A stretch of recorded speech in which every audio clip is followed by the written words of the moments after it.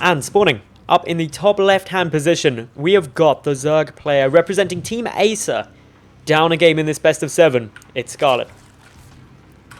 And she's up against the Red Terran down in the bottom right, playing for Team Liquid. Up one game. That first game played really spectacular. It is Bunny. Yeah, that game number 1 reminded me a tiny bit of the game that Sean played last weekend against Hart, even though that was of course a little different because there were no roaches and hydras involved, but the positions that the players were in and the usage of the Brute Lords reminded me a little bit of it, but obviously the biggest difference ever was that Bunny never really was pushed back. He kept on the pressure non-stop and did a pretty phenomenal job in it from what I saw. Now, I know Scarlett was mentioning in the pre-game lobby, I can't remember whose stream she was watching. I think it may have actually been Sulky's. Yeah, and I think she mentioned Sulky. Yeah, that he was doing something earlier, so Scarlett was like, oh, I'll give it a go. And then decided that perhaps it's map dependent and that Nimbus wasn't the best map to go for that Roach Hydra Brood Lord style composition. But still, yeah, I can see on an overgrowth or something, if you can get away with it early on, it might actually be really strong because it's such a small map. So if you ever get to Brood Lords, it pretty much is like 20 seconds until it's on top of the Terran production facilities. Well, in terms of opening this game, we do just have the hatch first coming on down at the moment from Scarlett. Bunny also going to be going for the command center first. Now, game number 1, he was crazy greedy, like super crazy greedy. He went for CC, into a Rax, into a third CC. Pretty much the boldest opening you can do as a Terran. He's been taking notes out of Bomber, man. And that's the way to do it. The greedy Terrans are making a comeback in this era of StarCraft 2, and they are being more successful than ever. But I mean, I guess it's a little map dependent as well, Madals. Like, on a map like Nimbus, it's obviously a lot easier to get away with something like that than it is on King's Sejong Station. Because if Scarlett would scout that here, then she will just roach Bane all in all day, every day.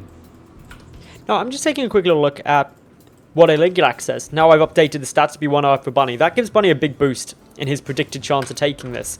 To remind anyone who's just tuning in now, of course, these two have already played in the group stages of this tournament. And that was actually a 2-1 to Scarlett, although I would argue that was probably the closest series we had of the entire group stage. It was not even necessarily the closest series, it was a very fun series, because Scarlett was still sort of perhaps holding back in a weird way, because he knew that he had to go up against Xian in WCS America round of 8.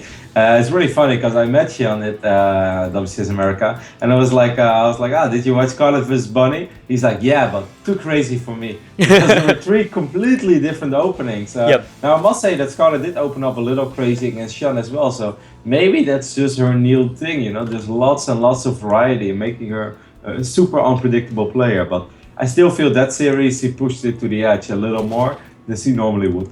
Well, I think the thing is, by being unpredictable, it makes it a lot harder for your opponent to adapt, and it's something that we mentioned in the group stage of this tournament, that Bunny is one of those players it's very hard to adapt to him, because he's just solid, well-rounded, and while he doesn't go for much huge variation in his builds, and it's still the sort of player where do you really punish Bunny? Early game, he looks solid, he's got good defense. Mid-game, he's got some nice timings. Late game, he's got solid macro. He's not someone who's vulnerable at any part. I mean, it's safe to say that Scarlett right now is just taking full advantage of everything that she has seen with her overlords. She knows the timing exactly of the factory when it goes down next to that reactor. She knew this was a command center first build, so she decided not to waste any time at all, just go up to 3 hatcheries as soon as possible. This is going to give her a crazy economy to work with. Of course, she has to be careful that she doesn't overdo it, because right now she literally has nothing that's good against Hellions, other than Queens, I guess. So she should start working on maybe either a Sim City or a few extra Queens, and soon Zergling speed. But I think it's safe to say that the command center or first from Bunny is going to be completely irrelevant if Scarlett can get away with the economy that she's currently working towards.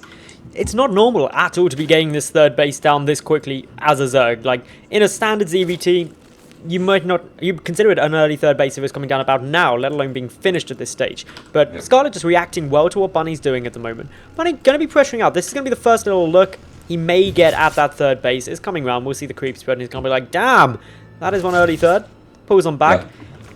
How I really wonder if Scarlett is Sometimes what you see Zerg players do, even when they go up to 3 bases that quickly, in the start they just don't want to bother with defending all 3 mineral lines at once. Now if you're a Zerg player at home and this is something that you struggle with, it's an easy thing to do. You just send all your drones, or after you're fully saturated your main, to your natural, up to the point where you actually have a bunch of speedlings and you're not too worried anymore about the Hellions, and then you will try to saturate that base. But so far Scarlett is just relying on her queen, since he's actually getting the job done without any issues at all. Well, okay, maybe I spoke too early, because there is a weather mech with 2 Wither Mines actually running to the natural. Wither Mine is going to shoot. Okay. 3 worker kills, not terrible. And of course, there's a second one also queued up, ready to go into the main. Queen already being pulled, a Spore Caller attempting to be constructed. Won't be here for the first hit, but of course, Scarlett going to be able to just pull a lot of these drones out the way. Going to try and bait the hit on the Queen, doesn't quite get it. So 5 worker kills for that mine drop. Very little in terms of investment for Bunny there. Going to lose 2 of the mines. Actually, the mine at the natural may get a second hit. No, it shouldn't be able to now. Yeah, Spore Caller is going down. Of course, these spores, it's a little frustrating for Scarlett as he has to waste drones on spores in this phase in the game, but spores are actually pretty useful throughout the entire game, especially on a map like Kingston Jump Station, where drops are very common, and against a player like Bunny that we know is very fast as well, that loves to drop. Having spores, like, yeah, you rather waited a little longer with getting them, but it's not too bad. They will be useful. I promise you, Madals. You promise me. If one day they'll be useful. Start shooting at a medevac and take one down. We'll see. Well, Bunny, of course, he is very, very happy to go for a very drop-heavy style, so I agree with you completely, Rotterdam. Getting those Spore Callers down will have utility in the later stages. Creep spread from Scarlett has been solid throughout this series, and Bunny's attempting to knock it out. This is a cute little move, even though he can't have vision of that Spore Caller. Attacking his own Hellion and using splash damage just to finish off the creep tumor, which is... I have to give a shout out to the Muslim for that, because he was actually the first Terran that I ever saw doing that, and this is like still Wings of Liberty beta or something.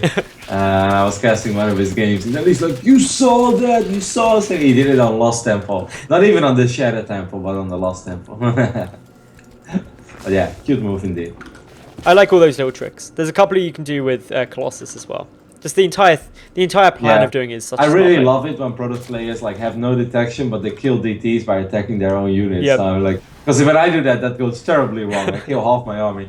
Anyways, there is a pretty big bioforce marching across the map. 33 Marines on the map right now for Bunny. And there are also 2 tanks. These tanks are trailing. Where are these tanks? They're in the mineral line, the natural mineral line. They've got a bit confused. They're drunk. They're in that's actually Bunny's very mineral frustrating. line. That's actually very frustrating, Madals, because imagine if those tanks are already there.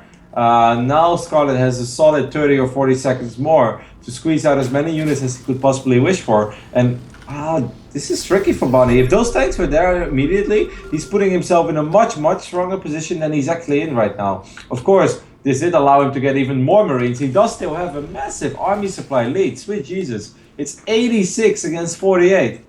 There are Banelings though for Scarlett, so if they're able to get good connections, they can negate a lot of this army supply. Upgrade advantage is there for Scarlett as well, 1-1 to 1-0. In she goes though, the tanks aren't sieged yet, just sieging now. Forward comes those Banelings, able to get some nice connections. I don't think it's good enough. No, I don't think it is. I don't think it's good enough. They took down a lot of Marines. 15 Marines were taken down, but where's the follow-up army? There's just nothing here. Some Banelings trying to morph. Bunny, moving in towards this natural base, has a great position on that siege tank. What does Scarlett do? I'm not sure, just hope that he can somehow get the Banelings out and get the connections that he's looking for, that every Zerg player is looking for. But with the tanks sieged up now as well, I think it's going to be extremely difficult. Beautiful splits there by Bunny. Really, those Marines running away from those Banelings excellently, allowing the tank to get a couple of shots as well. And I mean, it's getting close supply-wise, but there's still so many drones on the map, and I just feel there are not enough units on the map right now. At least the baiting nest was in the main base, not in the natural, so it's going to live. But if this natural falls, Scarlett is going to be in a lot of trouble, as he knows it. The siege tanks in such strong positions now, really utilizing the map geography well, just so Bunny can keep that nice and steady. Down goes the natural base, and as you said, Rotterdam, Scarlett is in some problems. The only bright side for you is the Spore Caller did shoot at some medevacs, but, well, that's going to be game, and Bunny takes an early 2-0 lead.